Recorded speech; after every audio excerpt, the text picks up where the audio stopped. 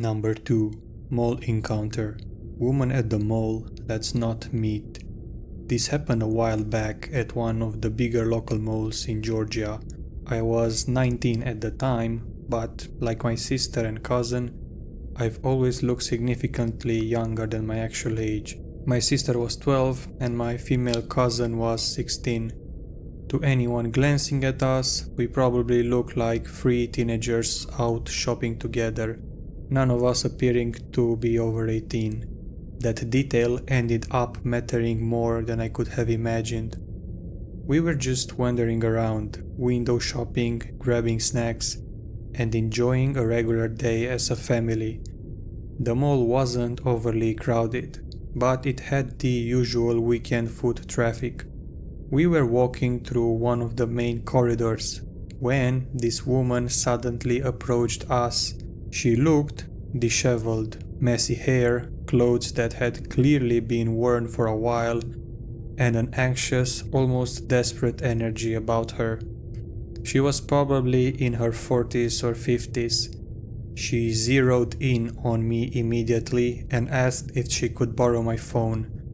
Her story was that she's been at the mall shopping for 2 days straight and no one would come to pick her up. She claimed she's been calling her ride repeatedly with no success. Something about it felt off right away.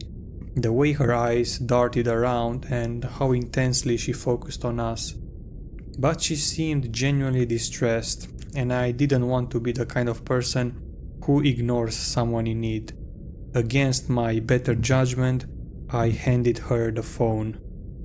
She put the call on speaker without me asking. The first number she dialed went straight to that robotic message. This number has been disconnected or is no longer in service. She didn't react much, just muttered something under her breath and immediately tried another number. This time it rang through to voicemail. What followed was uncomfortable and incredibly strange. She started rambling into the phone, her voice getting louder and more frantic. She went on about how she'd been calling for days, how they knew she was at the mall shopping, and how she didn't understand why they wouldn't answer to come get her. Then she pivoted and started describing us, me, my sister, and my cousin in detail. She told the voicemail that these 3 young, nice girls, even though I was 19, had been kind enough to let her use their phone. She described our appearances, our ages, guessing younger than we were, what we were wearing, and even how we were sticking together. Hearing a stranger narrate us back to some unknown person on a voicemail made my skin crawl. It felt like she was reporting our details to someone, almost like she was marking us. The second she handed the phone back to me, I snatched it, told my sister and cousin we needed to go right now, and quickly led them away. I knew exactly where I wanted to go. The alternative store, a short distance down the corridor. It was one of those shops with edgy clothing, banned merch, posters, and a staff that always seemed friendly and protective towards young customers. I'd shopped there before and remembered how the employees would chat with teens and keep an eye on things. I figured if anyone would help us or at least create a safe buffer, it would be the people in here. We ducked inside, waving through the racks of dark clothes and accessories, trying to act casual while my heart pounded. We didn't even been in the store for a few minutes when I spotted her again through the entrance. She walked straight in, eyes scanning the aisles with that same desperate intensity. She started asking employees and other shoppers if they've seen 3 young girls matching our description. She was persistent, moving to the store with purpose, describing us again to anyone who would listen. The store staff noticed something was off. They started positioning themselves near us and subtly redirected her questions. I whispered to my sister and cousin to stay close behind the display of hoodies and jewelry, keeping low and out of direct sight. The fact that I had chosen this specific store because I knew the people inside would help us probably saved us from a worse confrontation right then. The situation escalated quickly after that. She eventually left the store but didn't leave the area. From what we could gather later, she began following another family that somewhat resembled us. Again, 3 younger looking females. Mall security was called when her behavior turned erratic and aggressive. When they confronted her near the upper level, she apparently tried to throw herself off the top floor railing of the mall. It was chaotic. Security had to physically intervene to stop her while other shoppers backed away. We stayed hidden in the alternative store until things calmed down, with the staff checking in on us and making sure we felt safe.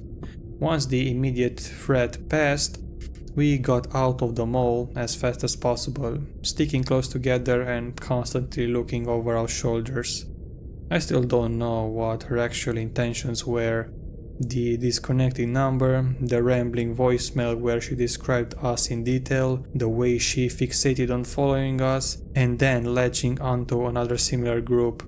It felt predatory, like she was trying to document us or draw us into something bigger and more dangerous. That day could have gone very differently if I hadn't trusted my gut and headed straight for the alternative store where I knew we'd have backup. Woman at the mall, let's not meet. Number 1. Something was very wrong with the man outside the airport. I know trust your gut gets repeated constantly online, but about 6 months ago at Dulles Airport, my body reacted to a stranger with such intense fear that I still think about it regularly. About 6 months ago, my husband 29M and I 24M flew from the west coast back to the east coast on a red-eye. We landed at Dulles early in the morning, exhausted and kind of delirious in that weird post-overnight flight way. If you know Dulles Airport, you know the pickup situation can be chaotic. Arrivals get backed up constantly, so instead of waiting downstairs, we took our luggage upstairs to departures, because pickups there are usually way faster. It was cold outside, but after hours in airports and on a plane, the fresh air honestly felt nice. We leaned against those concrete barriers outside the terminal while my husband called his mom, who was driving from Potomac to pick us up. Traffic was bad, so we were just standing around waiting. That's when a man came over. At first, there was absolutely nothing strange about him. He looked like a completely normal late 20s or early 30s tech guy. Clean clothes, fleece vest, AirPods in, well groomed, maybe slightly dirt nails. Honestly, the type of person you wouldn't look twice at. He told my husband he liked his jacket. My husband thanked him. Then he complimented mine too. I awkwardly said something like, "Thanks man, you too," even though his outfit was pretty generic. He smiled and sarcastically replied, "I'm sure you do." It was subtle, but something about the tone felt slightly off. Still, none of it seemed alarming. We made small talk. He asked where we were headed, and we said we were staying with family nearby. He started talking about family too, except every comment he made had this bitter, self-deprecating edge to it. At one point he said something along the lines of friends and family not mattering anyway. We tried being nice about it, just casual conversation with a stranger while waiting for a ride. Then something changed. I cannot explain this properly without sounding insane, but the atmosphere shifted so suddenly that I physically felt it. I got chills all over my body. Not anxiety, not nervousness, actual primal fear. The guy's expression changed completely. He was still talking normally, but the way he was looking at us suddenly felt deeply wrong. The only way I can describe it is that he looked at us like he wanted to hurt us. There was this intense anger behind his eyes that absolutely had not been there before. I remember noticing he had no luggage at all. just a backpack, which struck me as odd because he'd mentioned getting off a long flight. Then, somewhere in the conversation, he casually said, "I don't have a home." Again, none of this sounds terrifying written out. But standing there in that moment, every instinct in my body was screaming at me that something was wrong with this person. My husband usually gets absorbed in conversations and doesn't pick up on weird vibes immediately, but I knew I needed to get away from this guy without escalating anything. So, instead of abruptly saying we were leaving, I quietly walked back inside the airport and down the ramp towards arrivals, leaving my husband outside talking to him. I made up an excuse that I had to go to the bathroom, and he just said, "Oh, the bathroom, huh? I know that sounded terrible, but I generally thought if I acted alarmed or made an obvious I was scared, something bad would happen." Once I got downstairs, I called my husband and told him, as calmly as I could, "You need to come inside right now. Something is seriously wrong with that guy." While I was on the phone, I could hear the man say, "Oh, is that your friend? Tell him to come back out." My husband wrapped up the conversation politely, saying something like, "Nice seeing you, man." And the guy responded in this cold, almost mocking tone, "Yeah, I'm sure you really mean that." The way he said it genuinely made my stomach drop. A minute later, my husband finally came back inside.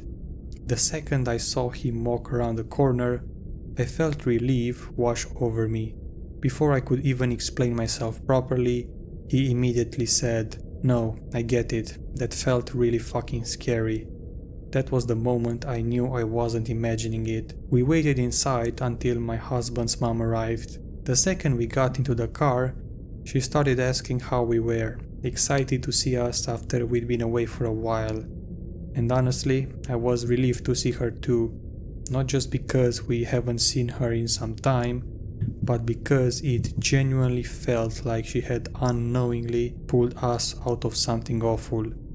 The entire time we were driving out of the airport, I had this horrible adrenaline rush still running through me. I immediately started trying to explain what had just happened, talking too fast, trying to describe why the interaction had scared me so badly, but the more I tried explaining it out loud, the more impossible it sounded. Nothing had technically happened. The guy never threatened us, he never followed us, he never raised his voice. And yet I have never felt a stronger instinctual fear response in my life. I think part of what frustrated me so much was that I couldn't properly communicate what had felt so deeply wrong about him. Not to her, not fully to my husband, although he felt it too, and honestly not even to myself. As we drove out of the airport, we passed the same man sitting alone further down the terminal. He didn't look over at us, but I remember staring at him through the car window, feeling like we had narrowly escaped something I still can't explain. So to that man outside the Dulles airport that morning, let's not meet.